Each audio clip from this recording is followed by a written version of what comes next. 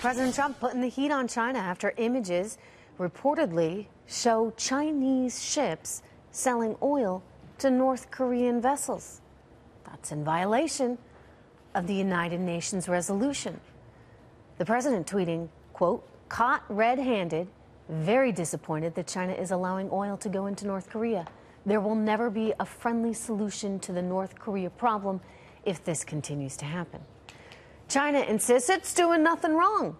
Let's go right now to former CIA op Mike Baker. Mike, good to see you. Good to see you too, Trish. You know, they just signed on to these sanctions, and within, frankly, weeks of signing that, suddenly we see that they're selling oil to North Korea. Yeah, I've been spending hours literally working on my holiday I'm shocked face.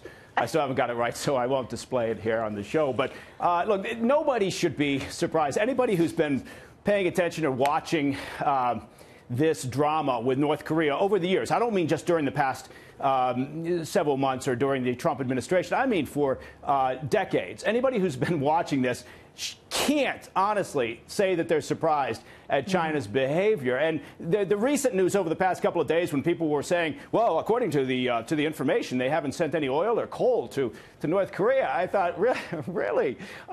So it's what they do.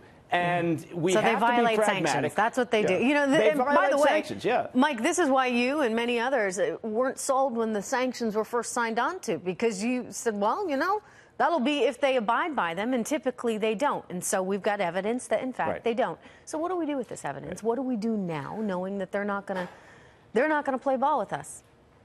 Right. Well, they might. I mean, what you don't want to do is just shut it down entirely. You don't want to say, OK, that's it, because, again, you have to be pragmatic. We should have, and I'm sure that, you know, there were a number of people in the current administration that went into these latest round of sanctions with a realistic point of view. So, fine. Now we've got the evidence. What we should do is we should get our counterparts in the Chinese government, sit them in a conference room with us, lock the door, and not come out until either all the oxygen is expended in that room from talking to them, or until they finally come to grips with the fact that if they continue this, it's not in their best interest. And it really isn't. China is doing what they believe right now is in their best interest. They're playing both sides of the game here, as they have done for years, as Russia has done with North Korea and others.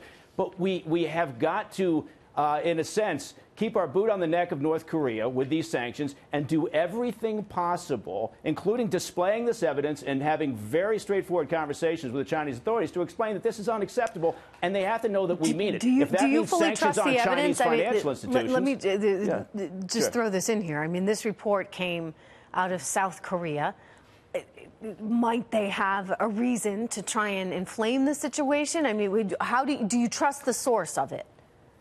Well, the source looks credible, but you always have to corroborate, right? So right now what's happening is they're looking for additional information from independent sources that will corroborate this, and having conversations with our liaison partners in South Korea. South Korea does not want a conflict on the peninsula, and frankly, it's not in anybody's interest. But I trust this information more than I trust the Chinese, based on their past behavior over years, to abide by sanctions. So, well, look, they're the #1 trading partner with North Korea. Yeah. North Korea's economy has grown 3.9%. How does that happen if your #1 trading partner isn't actually trading with you? So, you know, you make a very valid point, and I think trust but verify, as they say.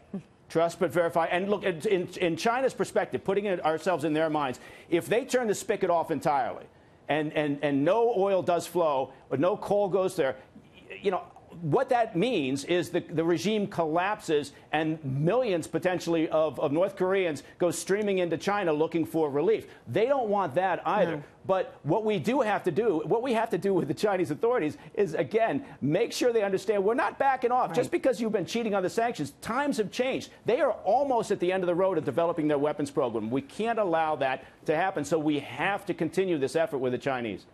I agree. Thank you very much, Mike. It's always good to hear your perspective.